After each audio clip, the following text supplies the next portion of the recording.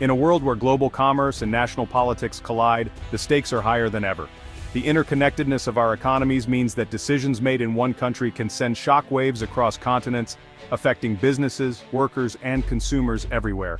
The delicate balance between open markets and national interests is constantly being tested, and sometimes these forces come to a dramatic head.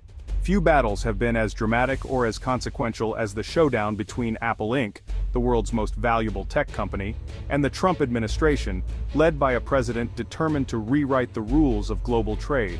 This was not just a clash of personalities, but a collision of two titans. One representing the cutting edge of technology and innovation, the other wielding the immense power of political office.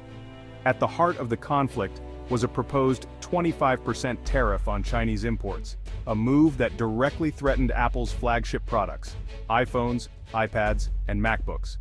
These devices, assembled in sprawling factories across China, were suddenly at risk of becoming far more expensive to produce and sell. The tariff wasn't just a number, it was a potential game changer for Apple's entire business model.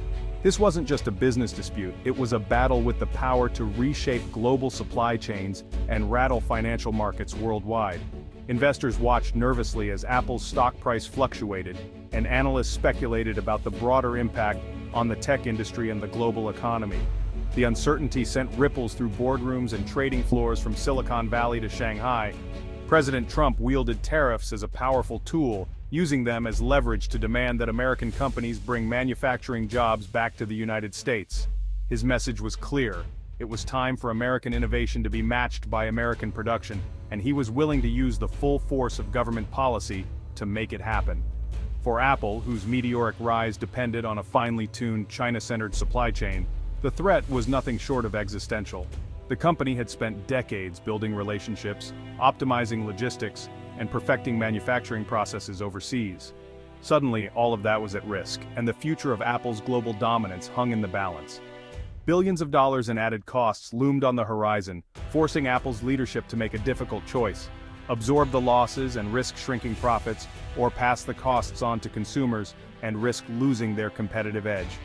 The pressure was immense, and the stakes couldn't have been higher for both the company and its loyal customers. Tim Cook, Apple's CEO, responded not with confrontation or public outrage, but with a masterclass in diplomacy. He engaged directly with policymakers, building relationships and making Apple's case behind closed doors. At the same time, he announced a bold plan to invest billions in American facilities, signaling Apple's commitment to the U.S. economy.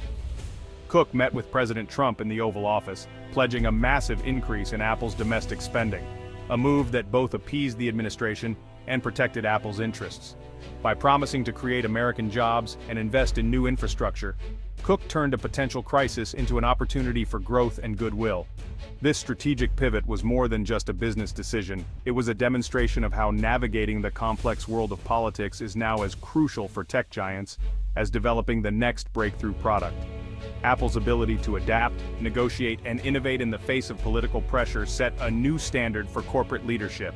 In the end, Apple's response became a case study in how corporate giants can not only influence but actively reshape economic policy. The battle between a titan of tech and a titan of politics showed the world that in today's global economy, the lines between business and government are more blurred and more important than ever before. To grasp the impact of the tariff threat, consider Trump's aggressive trade policy and Apple's global manufacturing web. Trump made tariffs his weapon, targeting China to revive U.S. industry. Apple, with its vast supply chain rooted in China, became a prime target. The company's model, efficient, global, and cost-effective, was suddenly at risk. Public pressure mounted as Trump urged Apple to build their damn computers in America. Apple faced a dilemma: maintain its global model or prove its commitment to the U.S. economy. The central question: would Apple fundamentally change its operations under White House pressure? The turning point in Apple's U.S. strategy came when CEO Tim Cook met with President Trump at the White House. This high-profile meeting wasn't just a photo opportunity, it marked a pivotal moment in Apple's relationship with the U.S. government. The stakes were high, with mounting pressure on tech giants to invest more in American jobs and manufacturing. Cook's presence at the White House signaled Apple's willingness to engage directly with policymakers and address national concerns about technology, trade, and employment. During a press conference following the meeting, Cook made a bold announcement. Apple would increase its U.S. investment by an additional $100 billion, bringing its total commitment to a staggering $600 billion over 4 years. This wasn't just a headline-grabbing figure.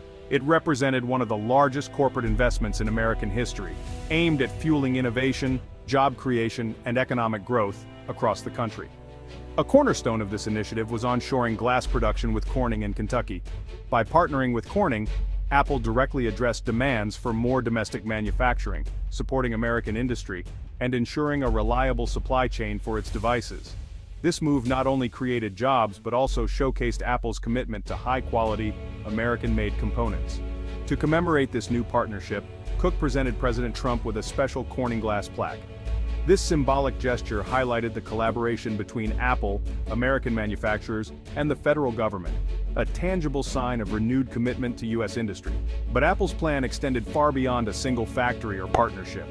The company rolled out a nationwide strategy, investing in multiple sectors and regions.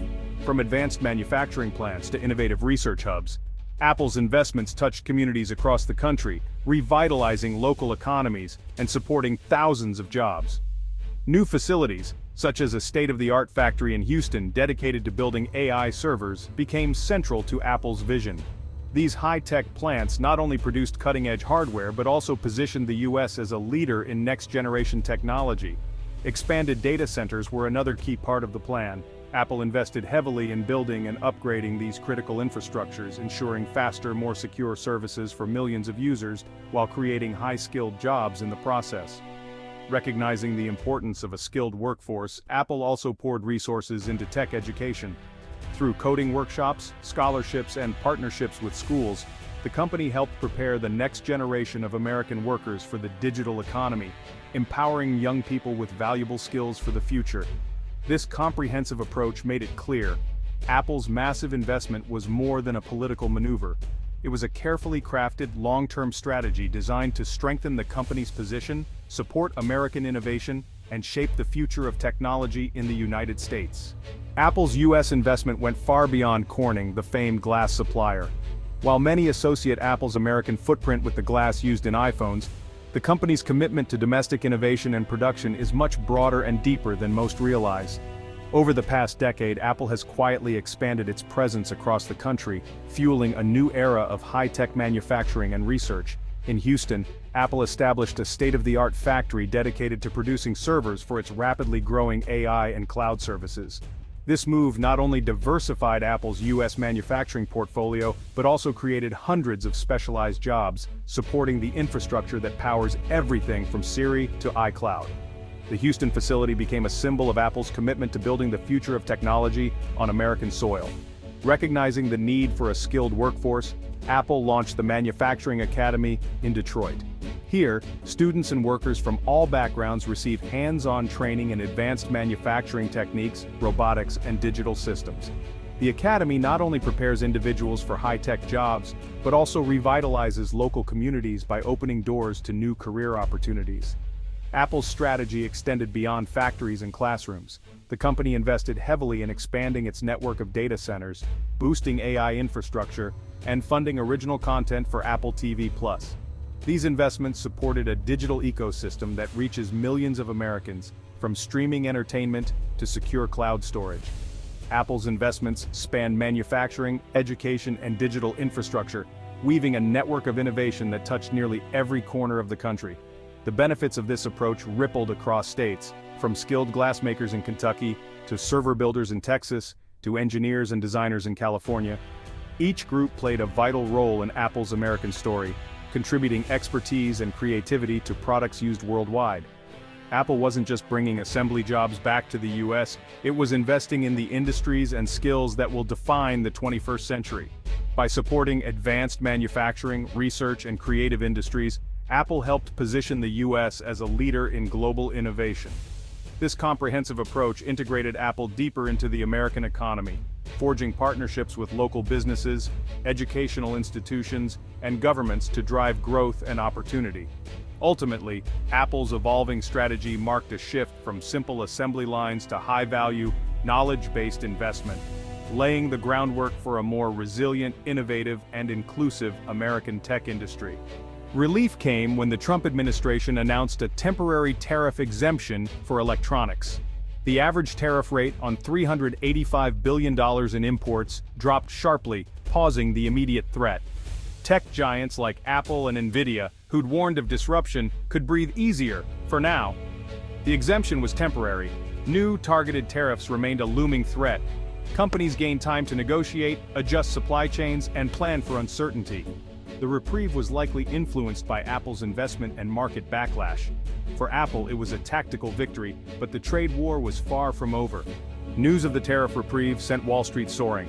Tech stocks led a market rally, with Apple and Nvidia rebounding from months-long lows. The Nasdaq hit record highs, reflecting investor relief. The rally spread across the tech sector, restoring billions in market value. The message was clear: tariffs threatened profits, and any sign of de-escalation was cause for celebration. Policymakers saw firsthand how trade policy could sway markets in days, yet the volatility underscored the new normal. Markets rising and falling with every political move. The episode highlighted the immense financial stakes of global trade disputes. Despite the market rally, uncertainty gripped the tech industry. The tariff exemption was temporary, making long-term planning nearly impossible. Companies faced constant questions. Would tariffs return? Which products would be hit? The unpredictability forced executives to focus on contingency plans over innovation. The administration's shifting policies reflected both political pressure and ideological goals. Tech firms found themselves caught between populist demands and global realities. The experience accelerated efforts to diversify supply chains and manage geopolitical risk.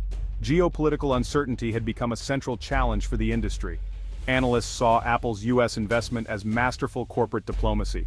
By aligning with Trump's goals, Tim Cook neutralized the tariff threat and bought goodwill. The move also made business sense, reducing reliance on China and building resilience. Some experts cautioned that not all investments were new. Companies often repackage plans to suit politics. The real test: whether these moves create lasting American jobs and manufacturing. Industry leaders took note, seeing Apple's playbook as a model for engaging with government. The episode blurred the line between business and politics. Success now demands both product innovation and political savvy. The Apple-Trump saga set a precedent for corporate strategy in a politicized world. The Apple-Trump tariff clash marked a turning point in business-government relations. Corporations now need geopolitical strategy as much as innovation. The pressure to onshore manufacturing could reshape global supply chains, driving regionalization and higher costs. Companies must prove their commitment to home countries through tangible investments. The era of borderless corporations may be ending, raising questions about balancing national interests and free markets. For consumers, these decisions affect device prices, jobs, and global economics. The saga shows that in the digital age, the intersection of tech, economics, and politics will define the future.